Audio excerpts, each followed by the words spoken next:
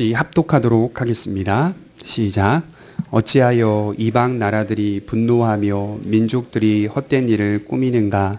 세상의 군왕들이 나서며 관원들이 서로 꾀하여 여호와와 그의 기름 부음 받은 자를 대적하며 우리가 그들의 맨 것을 끊고 그의 결박을 벗어버리자 하는도다. 아멘. 어찌하여 헛된 일을 꾸미는가? 라는 제목으로 시편 2편을 좀 살펴보겠습니다. 여러분, 세상에는 두 종류의 사람이 있다고 말씀을 드렸습니다. 이 복 있는 자와 복되지 않은 자. 시편 1편은 복 있는 사람은 악인의 꾀를 쫓지 않는다라고 말하면서 말씀을 시작합니다.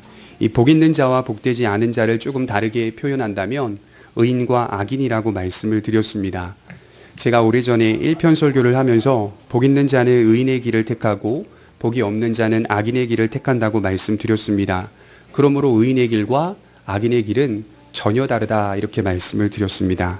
의인은 단순히 선량한 사람이 아니라 남에게 해를 입히지 않는 그런 정도의 사람이 아니라 하나님을 경외하고 하나님의 말씀의 통치를 즐거워하는 사람이며, 악인은 단순히 불량한 사람이 아니라 남에게 해를 끼치는 정도의 사람이 아니라 근본적으로 하나님을 경외하지 않고 그 마음이 하나님의 통치를 받지 않으려는 사람이라고 말씀을 드렸습니다.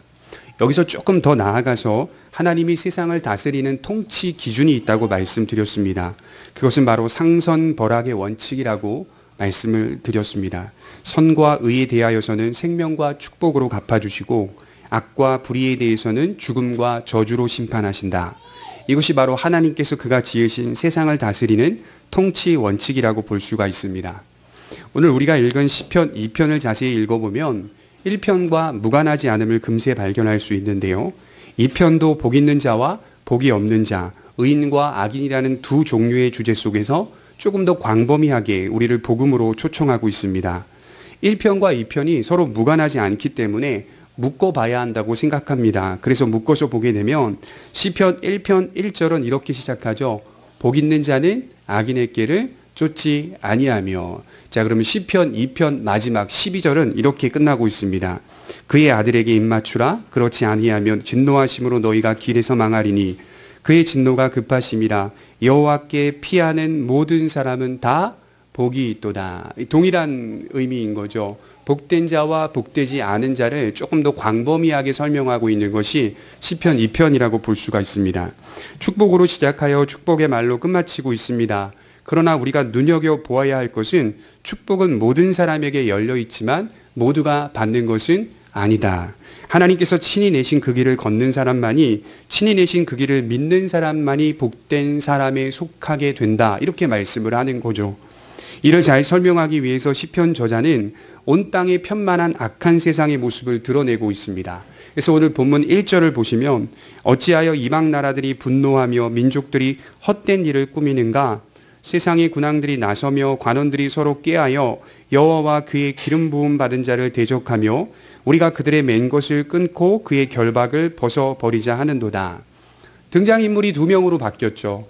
그죠? 시편 1편에서는 여호와 하나님만이 등장했다면 시편 2편은 여호와와 그의 기름 부음 받은 자 두 명이 대상으로 바뀌었고, 온 세상이 다 이 여호와와 그의 기름 부음 받은 자를 분노하며 대적하고 있는 스토리로 이어지고 있습니다. 세상의 현실을 드러내고 있는 장면인데요. 인류의 현실을 보라는 겁니다. 시편 1편과 2편의 차이를 보면 1편은 개인적인 차원에서만 의인과 악인을 설명하고 있다면, 의인과 악인을 개인에게만 초점을 맞추고 있다면, 2편은 그 단어들 속에 개인이 아닌 더 넓은 범위로 확대해 가고 있습니다. 특수한 형태의 악을 우리가 지금 보고 있는 겁니다. 우리가 생각하는 것보다 훨씬 넓은 범위에서 악이 판을 치고 있습니다. 그래서 1, 2절에 나와 있는 단어들 가운데 나라들, 민족들, 군왕들, 관원들, 이런 단어들을 보면 알 수 있듯이 세상을 대표하는 것들로 말할 수가 있습니다. 그 세상을 대표하는 것들이 어떻게 하고 있다고 말합니까? 가망 없는 일을 날마다 꾀하고 있다. 헛된 일을 날마다 꾸미고 있다. 헛된 일 앞에 뭐라고 말하죠? 분노하며 가망 없는 일들을 계속해서 꾀하고 있다.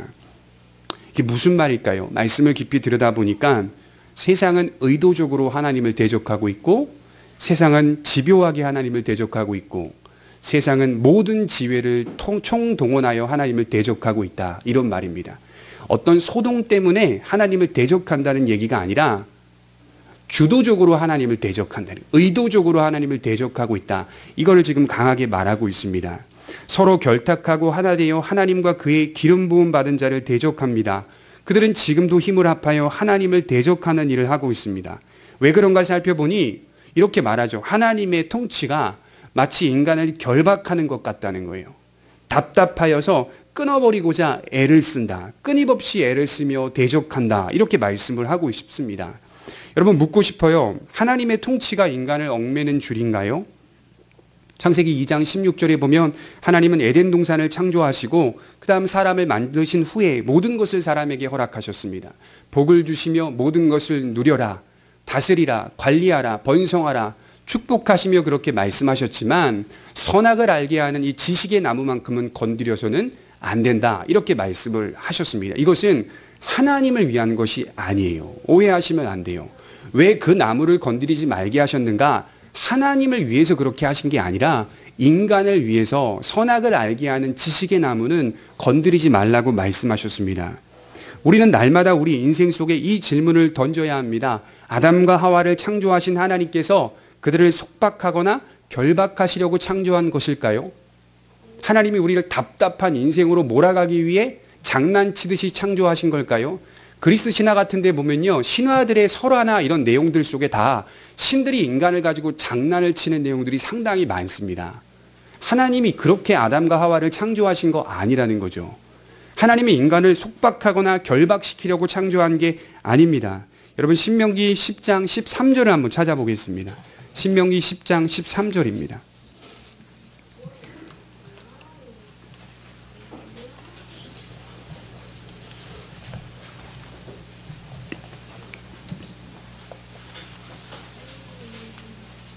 신명기 10장 13절에 하나님이 모세에게 율법을 주시고 그 율법을 이스라엘 백성들에게 적용시키려 할 때 이렇게 말씀을 하시는 거예요. 신명기 10장 13절입니다.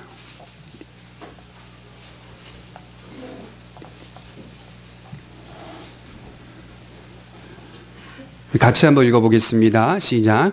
내가 오늘 내 행복을 위하여 내게 명하는 여호와의 명령과 규례를 지킬 것이 아니냐. 율법을 주신 목적이 뭐라고요? 너의 행복을 위하여. 하나님의 깊은 사랑과 지혜 속에는 언제나 인간의 행복을 위하여 하나님의 통치의 법을 마음에 새겨야 한다라고 말씀하여 주셨습니다. 인간 안에 하나님의 통치의 법이 들어와서 그 말씀의 법을 통하여 기준을 잡고 분별하며 살아간다는 것이 우리의 행복을 위한 것이라는 거예요. 결박하는 게 아니라, 속박하는 게 아니라. 여기서 우리가 알 수 있듯이 인간이 하나님의 통치와 법을 어떻게 생각하고 있습니까? 모든 인간은 하나님의 법과 통치를 답답한 것으로 생각합니다. 그것이 우리의 인생을 망가뜨리거나 후퇴하게 만든다고 생각합니다. 자유롭지 못하게 만든다고 생각합니다. 우리 주님께서 이 땅에 오신 목적을 이렇게 말씀하신 적이 있어요. 요한복음 8장 32절에 그러므로 예수께서 자기를 믿은 유대인들에게 이르시되 너희가 내 말에 거하면 참으로 내 제자가 되고 진리를 알지니 진리가 너희를 자유케 하리라. 예수님께서 이 땅에 오신 목적은 진리를 통하여 인간에게 참 자유를 주시기 원합니다. 이렇게 말씀을 하는 거죠. 진리를 통하여 인간이 참된 자유를 누리기를 원하셨습니다. 우리를 결박하는 분이 아니라 결박된 인간의 상태를 자유하게 하시기 위해 오셨습니다. 이것을 인간은 거꾸로 이해하고 있습니다. 그러니까 인간이 타락했다는 증거죠. 답답하게 여기고 있습니다. 그리고 더 나아가 분노하고 있습니다. 의도적으로 분노하고 있어요. 여러분 누가복음 4장 18절에 보면 안식일에 예수님이 회당에 가셔서 안식일에 갑자기 이사야서 61편 말씀을 딱 피시더니 이렇게 말씀을 하시는 거예요. 주의 성령이 내게 임하셨으니 이는 가난한 자에게 복음을 전하게 하시려고 내게 기름을 부으사 나를 보내사 포로된 자에게 자유를 눈먼 자에게 다시 보게 함을 전파하며 눌린 자를 자유롭게 하고 이렇게 말씀하고 있어요. 이걸 강하게 말씀하시고 이 말씀에 대한 해석을 막 풀어가세요. 그때 그 말씀을 들었던 수많은 유대인들이 어떻게 하신지 아십니까? 예수님을 끌어다가 산의 낭떠러지에 데려가서 밀어 밀어 예수님을 죽이려고 했어요. 그때 예수님이 피하여 지나가시더라. 말씀의 끝이 그렇게 기록되어 있어요. 하나님의 말씀이 울려 퍼져서 하나님의 기름 부음 받은 자가 눈먼 자를 보게 하고 자유케 하러 오셨다라고 말씀을 해석하였는데, 그 당시 그 말씀을 듣고 있는 사람들이 좋아하고 소망해야 되는 것이 맞는데 예수님을 끌어다가 죽이려고 하고 있는 거죠. 이것이 인간이 갖고 있는 잘못된 모습입니다. 주님의 일은 어떤 일입니까? 동일하게 자유를 주시기 위한 일이었습니다. 주님은 자유를 외치셨습니다. 결박된 인간의 상태를 자유케 하기 위해 이 땅에 오셨습니다. 제가 오래전에 중학교 때인가요? 이 브레이브하트라고 하는 영화를 보았는데요. 그 이후에도 제가 봐서 한 20번 정도 본 것 같아요. 근데 거기에 이제 주연 배우가 멜 깁슨이라고 하는 주인공인데요. 마지막에 이 단두대 앞에서 죽을 때 그 외치는 소리 기억하십니까? 프리덤 기억하십니까? 자유 이 외치고 죽잖아요. 그 스코틀랜드의 이 영국이 스코틀랜드를 속박하고 있는 상황 속에서 자유를 외치며 끝까지 싸우는 이 주인공. 저 그 장면 보면서 그냥 단순히 감동했던 것이 아니라 복음을 생각했어요. 자유. 예수님이 이 땅에 오셔서 인간에게 주시고자 하는 것은 자유였어요. 속박이 아니라 결박이 아니라 참된 인간으로서의 회복이었다고 말씀을 하는 겁니다. 그럼에도 불구하고 인간은 진리를 자신들을 결박하는 것이라고 오해하고 있습니다. 차에 탄 아이에게 안전벨트를 매줬어요. 아이는 그것이 답답하여 끊임없이 벗어버리고자 애를 씁니다. 인간의 삶과 세상 돌아가는 것이 마치 이와 같다라고 성경은 말하고 있어요. 여러분, 단순히 안전벨트를 그냥 풀기 위해 끊임없이 애를 쓰는 상태가 아닙니다. 세상은. 그거 애쓰면서 풀어놓고요. 그 안전벨트의 그 뭉탱이를 들고 자기를 매게 하였던, 자기의 안전을 위해서 그렇게 매게 하였던 그 사람에게 던지고 있는 것이 세상의 모습이라고 성경은 말씀을 하고 있는 거예요. 끊임없이 하나님께 벗어나고자 끊임없이 힘을 합하여 분노하고 헛된 일을 꾸미는가? 하나님 지금 그렇게 말씀을 하는 거예요. 왜 가망 없는 일을 계속해서 꾸미고 있는가? 가능성이 없는데도 불구하고 왜 세상은 계속하여 분노하여 하나님을 대적하고 있고 그의 기름 부음 받은 자를 대적하고 있는가? 도대체 하나님이 무엇을 하셨기에 인류는 하나님께 분노하고 있습니까? 하나님이 인류에게 하신 일이 무엇입니까? 창조하시고 누리게 하신 것밖에 더 있어요? 왜 인류는 자꾸 하나님께 대적하고 분노하며 살고 있는 겁니까? 1절과 2절에 나라들, 민족들, 군왕들, 관원들, 이러한 단어들을 세상에서 가장 가치 있는 단어로 여긴다고 해요. 절대적인 평가를 받고 있는 단어가 이 네 가지의 단어입니다. 사회 최고의 가치와 절대적인 권위들입니다. 한 예로 국가는 국민에게 목숨까지도 요구할 수 있습니다. 국민은 자연스럽게 민족과 나라, 국가를 위해서 하는 모든 것들을 매우 존엄하게 여기고 가치 있게 여깁니다. 나라의 이름이나 민족의 이름이나 통치자의 이름으로 행해지는 것은 다 정당화되고 미화되기도 합니다. 그만큼 사람들은 이것을 가장 높이 평가하고 있어요. 이 네 단어를. 그런데 오늘 세상을 대표하는 이러한 것들이 하나님을 대적하고 있습니다. 마치 이 말씀은 땅의 모든 권세자들이, 가장 힘있고 강력한 자들이 다 함께 결탁하여 하나님과 그의 메시아에 대하여 전쟁을 준비하며 전열을 가다듬는 기세라고 성경은 말씀하고 있어요. 이 또한 악인의 길이다. 1편과 동일한 말이에요. 이 또한 악인의 길이다. 악인의 부류에 속한 것이라고 말씀합니다. 넓은 의미로 악인은 불신 세상을 뜻하는 거예요. 넓은 의미로 악인은 불신 세상입니다. 좁은 의미로 악인은 개인을 뜻합니다. 어떤 관점을 놓치지 말아야 하냐면 넓은 의미와 좁은 의미로 세상을 바라보는 것입니다. 부패와 타락이 개인에게만 머물러 있지 않고 여러 나라와 권세와 통치자들에게 아주 편만히 퍼져 있는 상태, 우리가 이해하는 것보다 훨씬 광범위하게 세상 속에 악이 퍼져 있습니다. 선과 악의 문제를 개인적으로만 보지 마시고 넓게 불신 세상으로 확대해서 보라고 성경은 말하는 거예요. 악은 개인적인 차원에서만 존재하지 않습니다. 세상 곳곳에 스며들어 있어요. 죄가 미치지 않는 영역 없습니다. 악이 미치지 않는 영역도 없습니다. 정치와 경제와 사회, 문화, 종교 등 곳곳에 악과 불의가 스며들어 있습니다. 모든 권세와 영역이 깊이 타락하여 한결같이 하나님을 대적하고 반역한다는 사실을 말하는 거예요. 타락한 인간은 개인으로서나 그들이 이루는 사회라는 단체로서나 국가라는 단체로서나 하나님의 법과 다스림을 기뻐하지 않습니다. 제가 요새 성경을 보면서 느끼는 건 이런 거예요. 성경은 사람 개개인만 하나님으로부터 지음받았기 때문에 절대 복종해야 하는 의무를 지닌다고 가르치지 않아요. 사람에게만 그걸 가르치지 않더라고요. 성경을 깊이 보니까. 사람 밖에 있는 것들까지도, 그 밖에 그 이상의 것들까지도 하나님의 법과 다스림에 순종해야 한다고 말씀합니다.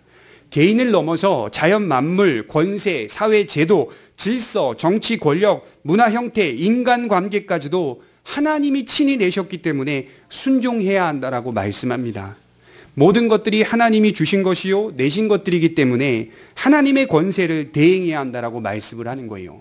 인간은 지금 하나님의 권세를 위임받아 대행자로 세상 앞에 서 있는 거예요. 신학적으로 이걸 바이스 리젠트라고 하는데요. 부섭정.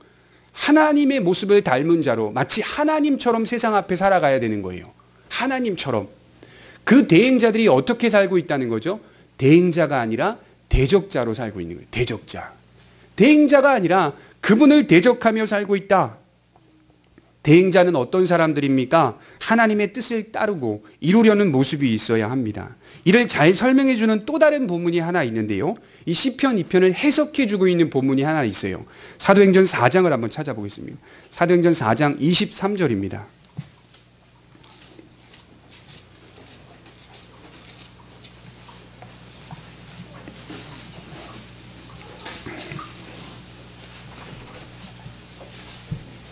사도행전 4장 23절부터 30절까지의 말씀입니다.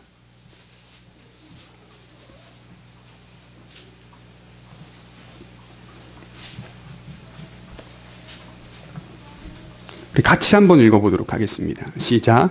사도들이 노임에 그 동료에게 가서 장로들의 말을 다 알리니 그들이 듣고 한마음으로 하나님께 소리를 높여 이르되 대주제여 선지와 바다와 그 가운데 만물을 지으신 이요 또 주의 종 우리 조상 다윗의 입을 통하여 성령으로 말씀하시기를 어찌하여 열방이 분노하며 족속들이 허사를 경영하였는고 군왕들이 나서며 관리들이 함께 모여 주와 그의 그리스도를 대적하도다 하신 이로소이다. 과연 헤롯과 본디오 빌라도는 이방인과 이스라엘 백성과 합세하여 하나님께서 기름 부으신 거룩한 종 예수를 거슬러 하나님의 권능과 뜻대로 이루려고 예정하신 그것을 행하려고 이 성에 모였나이다. 주여 이제도 그들의 위협함을 굽어보시옵고 또 종들로 하여금 담대히 하나님의 말씀을 전하게 하여 주시오며 손을 밀어 병을 낫게 하시옵고 표적과 기사가 거룩한 종 예수의 이름으로 이루어지게 하옵소서 하더라. 정확하게 사도들이 시편 2편을 해석해 내고 있습니다. 아주 정확하게 해석해 내고 있어요. 지금 사도들이 핍박을 받는 과정이거든요. 공의에 잡혀놨다가 풀려난 과정 속에서 이 고백을 기도로 올려드리고 있습니다.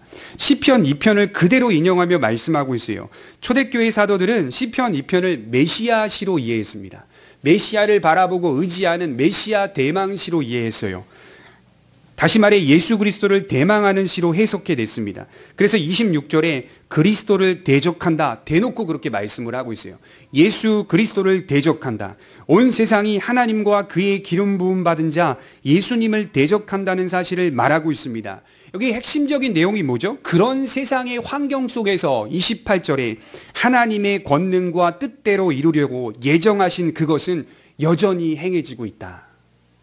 분노하며 하나님을 대적하고 그의 기름 부음 받은 자를 대적하며 살고 있는 이 집요한 분노와 계획 속에서도 여전히 하나님이 예정하신 이루실 작정하신 하나님의 계획은 조금도 흔들림이 없다. 사도들은 정확하게 이 믿음을 갖고 있었어요. 로마의 권력을 대변하는 빌라도 세상 최고의 권력인 로마와 유대인을 다스리는 사이에서 이도저도 아닌 채 어정쩡하게 서 있었던 헤롯의 권세, 심지어 하나님의 거룩한 백성 이스라엘을 다스리는 사내들인 공의의 대제사장들, 서기관, 사두개인, 장로들까지도 모조리 다 싸그리 하나님을 대적하고 있었던 상황입니다. 굉장히 무서운 상황이에요. 종교 지도자들까지도 여호와의 이름을 부르는 자들까지도 모조리 다 하나님을 대적하고 있었던 상황. 세상 권력과 어정쩡한 위치에 서 있었던 권세자들과 많은 종교 지도자들까지도 많은 문화 예술인까지도 수많은 것들이 다양하게 오늘도 하나님을 대적하고 있습니다. 그래서 여러분, 교회는요, 가만히 있어도 핍박을 받는 기관이에요. 교회는 가만히 있어도 핍박을 받고 있는 거예요. 가서 뭐 총 맞고 칼 맞지 않아도 교회는 그 자체로 지금 핍박을 받고 있어요. 왜냐하면 근본적으로 세상은 하나님을 대적하고 분노하고 있기 때문에 교회는 계속해서 핍박을 받고 있는 겁니다. 그렇게 정치적으로도 다른 노선임에도 불구하고, 분명히 다르고 맨날 치고받고 싸움에도 불구하고, 이상하게 유독 기독교의 핍박만큼은 하나 되는 세상을 보게 됩니다. 꼭 그것만큼은 하나가 돼요. 서로 정치가 다르고 노선이 다르고 사상이 달라 서로 죽일 듯이 싸우다가도 기독교의 복음만큼은 거스르는 짓에 있어서 하나 됩니다. 힘을 합해요. 결탁해요. 그래서 누가복음 23장 12절에 이런 말씀이 있는 것 같아요. 헤롯과 빌라도가 전에는 원수 되었으나 당일에는 친구가 되니라. 계속 원수였거든요. 예수님 잡는 데만큼은 친구가 되니라. 이렇게 말해요. 그날에는 친구가 되었어요. 세상이 바로 지금 그런 모습의 양태입니다.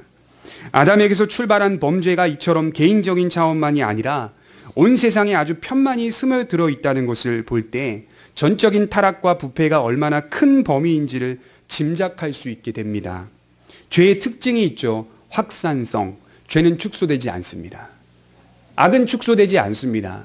인류학자들이 뭐라고 말했는지 아십니까? 아담의 범죄 이후 더 깊이 타락하여 가는 역사, 이렇게 말했어요. 아담의 범죄 이후에 계속해서 인류는 타락하여 가는 역사일 뿐이다, 이렇게 정의 내렸어요. 창세기 6장 5절에 보면 하나님께서 사람을 보시는데 이렇게 말씀하셨어요. 어려서부터 일어나는 그 마음의 생각이 항상 악할 뿐임을 보시고. 우리 아이들에게 뭘 가르쳐 줬습니까? 악한 짓을 가르쳐 줬습니까? 아닙니다. 아주 융통성을 잘 부려서 창의적으로 악한 짓을 해요. 어릴 적부터 잘하는 거 보면 말 안 듣는 일만 계속합니다. 그것이 한편으로는 인간의 존엄성이기도 하지만 한편으로는 인간의 타락, 부패를 볼 수 있는 간접적인 특징이라고 말할 수가 있습니다. 인간은 본디 선을 행할 만한 능력이 없습니다. 제로예요, 제로. 우리는 선을 행할 만한 능력이 없어요. 애굽에서 노예 생활을 하던 이스라엘 백성들에게 하나님께서 찾아오셔서 아브라함과 이삭과 야곱과 맺으신 언약을 기억하시고 그들을 구원해 내십니다. 출애굽기 32장에 보시면 시내산 언약을 체결하시고 그들을 뭐라고 말씀하시냐면 너희는 이제 내 백성이다 라고 명명하십니다. 그럼에도 불구하고 그 이후로부터 나타나는 모든 이야기들은 다 이스라엘의 실패의 역사였어요. 약속을 받았어요. 율법을 받았어요. 이제 너희는 내 백성이야 라고 말씀하셨어요. 그리고 나서 좀 백성된 모습으로 살아가면 좋으련만 계속해서 이스라엘 백성들은 거룩한 백성의 모습을 보이지 않아요. 단순히 여러분, 율법을 하나 두 개 안 지켜서 하나님께 실패했다, 저는 이렇게 보지 않거든요. 왜냐하면 이스라엘이 하나님께 범죄했던 내용들을 가만히 살펴보면 다 이런 거예요. 배교, 우상숭배, 사회적인 불의, 이런 것들은 작은 율법의 한 조항들을 안 지켜서 되는 문제가 아니라요, 아예 그 마음이 하나님을 떠나 있는 상태라는 거예요. 하나님을 믿지 않고 온전히 하나님께 돌아져 있는, 선을 행할 만한, 선을 믿을 만한 제로의 상태를 말하고 있는 겁니다. 그들의 실패 요인은 다른 데서 찾으면 안 됩니다. 인간의 전적인 타락과 부패에서 찾을 수 있습니다. 거기서 우리가 뭘 봅니까? 주의 권능에 따라 하나님이 예정하신 그 일을 차곡차곡 이뤄가시는 하나님의 손길을 보아야 합니다. 인간은 계속 실패하지만 하나님이 계속하여 경건한 계열들을 택하여 주시고 그들에게 진정한 믿음을 불어넣어 주셔서 그들로 하여금 믿음이 무엇인지를 세상 가운데 보게 하시고 분별하게 하시는 하나님의 거룩한 백성이 여전히 렘넌트라 그러죠. 남은 자들은 여전히 그 안에서 존재하고 있다는 것을 확인하게 됩니다. 로마서 3장 12절에 다 치우쳐 있다. 괜히 이런 말 한 게 아니에요, 바울이. 다 치우쳐 있다. 괜히 이런 말 한 게 아니에요.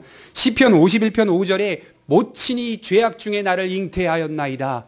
다윗이 괜히 그런 말 하는 게 아니에요. 나는 죄 중에 잉태하였다. 이렇게 말을 했어요. 이게 무슨 말일까요? 특별한 은총이 필요하다. 이걸 갈구하는 겁니다. 특별한 은혜가 개입되지 않고서는 인간은 선을 추구할 수 없다. 인류가 처한 모든 상황들을 객관적으로 보라는 것입니다. 이 참상과 비극을 보라는 거예요. 하나님이 세상을 다스리는 원칙이 있다고 제가 말씀드렸죠. 처음에 제가 뭐라고 말씀드렸습니까? 그 원칙의 기준이 상선 벌학의 원칙이라고 말씀을 드렸습니다.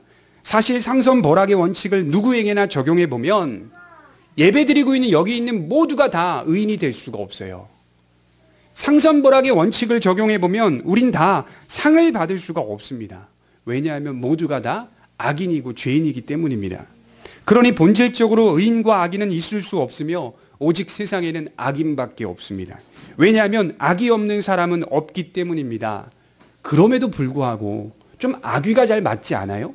그럼에도 불구하고 성경은 지속적으로 의인과 악인을 구분하며 설명하고 있어요.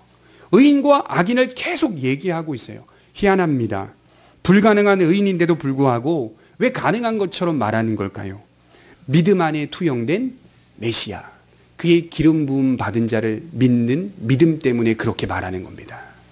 메시아를 믿고 있는가? 그의 기름 부음 받은 자를 믿고 의지하고 바라보고 있는가? 그것을 통하여서 의인과 악인이 나뉘어지게 된다는 것을 말씀을 하는 겁니다. 믿음 안에서 바라보는 메시아와 그의 기름 부음 받은 자를 믿고 신뢰하며 자연스럽게 예수님을 믿으면 그의 법을 즐거워하며 사는 자가 바로 의인이 되는 것이죠. 그렇게 살게 돼 있는 겁니다.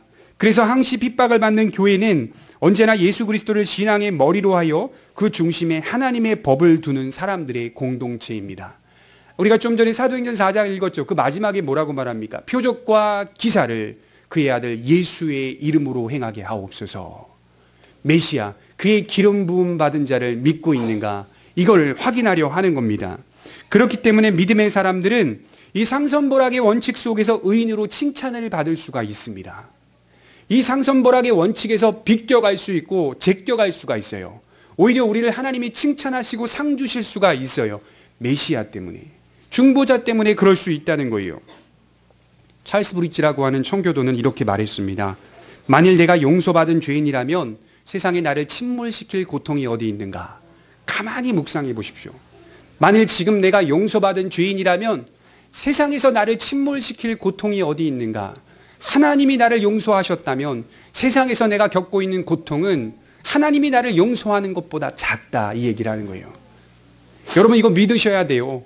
침몰시킬 고통이 없는 거예요, 우리를. 왜냐하면 하나님이 우리를 용서하여 주셨기 때문에. 내가 용서받은 죄인이라면, 브릿지는 이렇게 말했죠. 내가 용서받은 의인이라면, 이렇게 말하지 않았어요. 용서받았다면 의인이 되는 게 맞아요. 그러나 찰스 브릿지는 끝까지 나는 용서받은 죄인이다, 이렇게 고백했어요. 용서를 받았지만 여전히 나는 죄인이다, 이렇게 고백했어요. 그리고 세상을 살아가 보니 수많은 고통과 환난들을 경험하게 되는데 그때마다 그리스도의 중보자 되심을 꺼내어서 나를 침몰시킬 고통은 없다. 내가 용서받은 죄인이기 때문에. 이걸 계속해서 연결하여 은혜를 받았다는 거 아닙니까? 자신을 용서받은 죄인, 용서받았다면 의인이라고 불러야 하는데 용서받은 죄인, 이렇게 말하고 있어요. 그리고 이 사실이 세상 속에서 만나는 고통들을 이기게 해준다, 이렇게 말합니다. 여러분, 시편을 읽어보십시오. 시편 전체의 내용들의 이 탄식들, 시편 이 기자들의 탄식들이 자꾸 개인적인 기도와 개인적인 찬송과 성령들이 보여지는데 그때 다 어떤 식으로 그들이 고백하냐면 자신을 용서받은 죄인으로 묘사합니다. 자신을 용서받은 죄인으로 계속해서 묘사해요. 기쁨이 있어요. 그들에게 소망이 있어도 여전히 하나님 앞에서 자신의 부족함을 봅니다. 연약함을 봅니다. 넘어짐을 봅니다. 그래도 거기에 머물러 있지 않고 죄인이긴 하지만 주님 날 소망으로 인도하시고 용서하셨다는 기쁨에 찬 찬송이 울려 퍼지고 있습니다. 그것이 바로 인간이 보기에 의인이 아니라 하나님이 보시기에 의인이라는 말입니다. 하나님이 보시기에. 하나님이 계실까 계시지 않을까 이런 질문하는 성도가 있습니다. 하나님이 존재할까? 하나님이 존재하지 않을까? 이건 질문 자체가 사실은 잘못된 거예요. 왜냐하면요, 우리 신앙의 핵심이 아니기 때문이에요. 우리 신앙의 핵심은 우리의 비참한 상태를 인정하라. 세상 속에 편만이 퍼져 있는 악을 인정하라. 이게 우선입니다. 여전히 그 질문으로 하나님이 계실까 더듬어 봐도 찾아지지가 않아요. 왜냐하면 나라고 하는 존재가 먼저 들어가야 되거든요. 내 존재가 들어가야 하나님의 존재를 보게 되고 하나님의 살아계심을 알게 되거든요. 내 존재가 들어가지 않고서는 그냥 겉으로 하나님이 계실까 안 계실까 계속 찾다 보면 뭐밖에 안 되냐면요, 표적 보러 다니는 거예요. 신비한 기적 보러 다니는 거예요. 그런 것 찾아다니는 거예요. 성경은 뭐라고 표현합니까? 하나님이 계실까 안 계실까 이 질문에 대한 해답을 받기 위해서는 너의 존재를 인정하라. 이렇게 말하는 거예요. 우리 존재를 인정하고 세상에 퍼져 있는 악의 존재를 인정하라. 이렇게 말씀을 하고 있는 겁니다. 인간의 존재의 타락과 부패를 보고 불신 세상의 악함을 인정하고 예수 그리스도를 믿는 것이 성경이 말하는 우선적인 신앙입니다. 나라는 개인의 상태를 인정하고 세상의 상태를 인정하여 하나님께서 친히 내신 길 그의 아들에게 입맞추는 신앙 안에서 살아갈 때 비로소 의인과 악인이 나뉘는 것입니다. 여러분 이거 하나만 기억하셨으면 좋겠어요. 그의 아들에게 입맞추라. 하나님이 우리 성도들에게 오늘도 원하시는 것은 그의 아들에게 입맞추라. 그 말씀을 하는 거예요. 12절 말씀을 보겠습니다. 시편 2장 12절입니다. 그의 아들에게 입맞추라. 그렇지 아니하면 진노하심으로 너희가 길에서 망하리니 그의 진노가 급하심이라. 여호와께 피하는 모든 사람은 다 복이 있도다. 여기 여호와께 피하는 자라는 말이요, 본래 원문에서 그를 의지하는 자로 번역이 됩니다. 여호와 하나님을 말하는 게 아니라요, 그의 아들 예수님께 피하는 자 이렇게 번역할 수 있습니다. 그래서 그에게 의지하는 모든 사람은 복이 있다 이렇게 말씀을 하고 있는 거예요. 예수님께 피하고 의지하는 자만이 죄 없다고 의인으로 인정받을 수 있다라고 성경은 말씀합니다. 온 세상 속에 편만한 악이 가득하여도 그곳 가운데 하나님의 특별한 은총을 받은 자들이 존재하는데 그들은 다 공통적이더라. 다 똑같은 거예요. 편만한 악 속에서 여전히 복받은 자들이 존재하는데 그들은 다 공통적인 특징이 하나 있어요. 믿음을 통하여 예수 그리스도를 피난처로 삼는다. 믿음을 통하여 예수님을 나의 피난처로 삼는다. 핫사라고 하는 이 동사는 피난소, 피난처라고 하는 동사입니다. 그의 아들을 자신의 피난처로 삼으며 영원토록 인생을 사는 것, 그거밖에 없습니다. 해결책이 그거밖에 없어요. 교회 나온다고 해서 되는 게 아니라요, 예수 그리스도를 그의 아들에게 입맞추고 있는 것을 통해서 되는 겁니다. 예수님이 아니고서는 우리도 똑같아요. 세상의 악인과 같습니다. 예수님을 통하여서 우리가 그의 말씀의 법과 은혜의 법을 마음에 새길 수가 있어요. 직접적으로 그 말씀의 법을 마음에 새길 수가 없어요. 내 존재를 먼저 해결해야 돼요. 세상에 있는 편만한 악을 먼저 인정해야 돼요. 그래야 하나님의 살아계심을 알 수가 있고 믿어질 수가 있는 겁니다. 처음 제가 말씀을 드렸듯이 나라들, 민족들, 군왕들, 관원들 이런 단어들은 세상을 대표하는 모든 것들입니다. 그들이 다 힘을 모아 하나님을 대적한다고 말씀을 드렸습니다. 그러나 이러한 타락을 대표하는 세력 속에서도 은혜의 길을 열어놓으셨습니다. 그래서 12절에 이렇게 정리하는 것 같아요. 그에게 피하는 모든 사람, 이렇게 말하는 것 같아요. 그에게 피하는 모든 사람이라는 가능성을 하나님이 열어놓으셨습니다. 비록 세상은 타락한 구조이지만, 분노하며 하나님을 대적하고 있는 구조이지만 누구나 악인의 자리에서 의인으로 옮길 수 있는 길이 열려 있습니다. 누구나. 이런 구조 속에서도, 이 대적을 하고 있는 이런 상황 속에서도 여전히 누구에게나 그 길이 열려 있습니다. 악인에서 의인으로 옮길 수 있는 길이 열려 있어요. 예수님께서 친히 내신 길이지요. 며칠 전에 제가 전화를 받았는데요, 제가 전에 전도사로 사역했던 교회 청년 회장이 전화를 했어요. 목사님, 제 여자친구가 있는데 여자친구네 가정이 천주교입니다. 그래서 저에게 있어서 가장 큰 숙제와 과제는 바로 이제 예수님을 믿어야 되는데 그렇지 않고서는 결혼까지 가기에는 어렵습니다. 이렇게 얘기하며 기도해 달라고 하는 거예요. 그래서 이제 우연히 여자친구의 가족 중에 누가 장례가 나서 갔는데 이제 천주교식으로 장례를 하는데요. 거기는 좀 특이해서 물어본다고 하더라고요. 천주교인들이 와서 첫날부터 끝날 때까지 이 연불 비슷한 것들을 계속 외우더래요. 계속 연불 비슷한 것들을. 이게 끊어지는 게 아니라 기독교에는 가서 예배드리고 돌아오지 않습니까? 그리고 잘 마무리할 수 있도록 이렇게 뒤에서 기도해 주는데, 천주교회는 구역별로 돌아가면서 그 3일 동안 끝나는 그 시간까지 한 번도 연불을 끊이지 않고 계속해서 외운다는 거예요. 물론 연불은 아닙니다. 연불과 비슷한 연도라고 해요. 연도의식, 음율이 없는 기도. 그래서 약간 연불이랑 비슷하기 때문에 듣다 보면 좀 특이해요. 연도의식을 계속 하는 겁니다. 여러분, 연도가 뭔지 아십니까? 연도? 사람이 죽고 연옥에 가게 되는데 그 연옥에서 살아있는 자의 노력, 살아있는 자의 공로를 통하여 죄가 보속되어 연옥에서 하루속히 고통을 덜 받고 천국으로, 극락으로 옮겨질 수 있는 기도. 그걸 그렇게 하고 있는 거예요. 그러니 결국 하나님을 믿고 예수님을 믿는다고 말하지만 결국 최종적 결론과 결과는 인간이 어떻게 노력하고 인간이 어떻게 죄를 씻느냐에 따라서 하루속히 그 고통이 덜하여져서 하루빨리 천국으로 옮겨질 수 있다라고 하는 신앙의 내용 아니겠습니까? 옮겨지는 일들을 그들이 하고 있는 겁니다. 하나님이 하셔야 될 그 일을 인간이 하고 있는 거예요. 연도의식을 통해. 제가 그거를 보면서요, 그러니까 제가 인간적으로 괜찮다. 굉장히 위로가 되겠구나. 인간적으로 볼 때. 그 살아있는 사람이 계속 기도해줘가지고 그 부모님, 할아버지, 할머니가 옮겨질 수 있다고 하니 얼마나 위로가 되고 안정이 됩니까? 그러나 성경은 분명하게 고백하고 있습니다. 악인에서 의인으로 옮겨질 수 있는 그 자리는 인간이 만드는 게 아닙니다. 살아생전에 우리에게 모두 열려있는 이 길 속에서 우리가 해야 할 것은 열려있는 이 길, 주님이 직접 내신 그 길을 믿고 의지하며 살아갈 때에 상선벌악의 원칙에서 제외될 수가 있어요. 그리고 하나님이 의인이라고 인정해 줄 수 있는 겁니다. 인간이 해서는 안 됩니다. 산 사람이 기도했다고 죽은 사람이 고통이 덜해지고 옮겨지고 이런 것들은 성경의 가르침이 아닙니다. 오직 그분이 그의 아들을 통하여 직접 내신 길, 오직 예수 그리스도를 믿을 때에 가능합니다. 여전히 복받는 길은 열려 있습니다. 그 길은 단순합니다.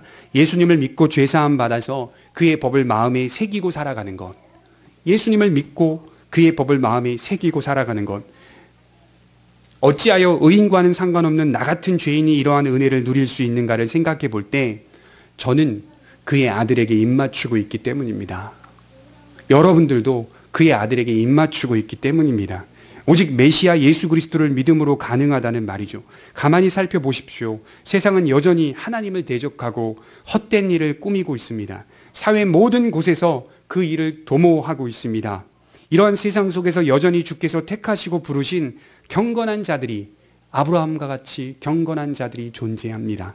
그들이 바로 성도입니다. 말씀을 정리하면서 저는 여러분들에게 이런 질문을 던지고 싶습니다. 하나님의 통치의 멍에를 벗어버리기를 원하는가? 아니면 그 통치의 멍에를 사랑하기를 원하는가? 이 두 가지에서 선택하셔야 됩니다.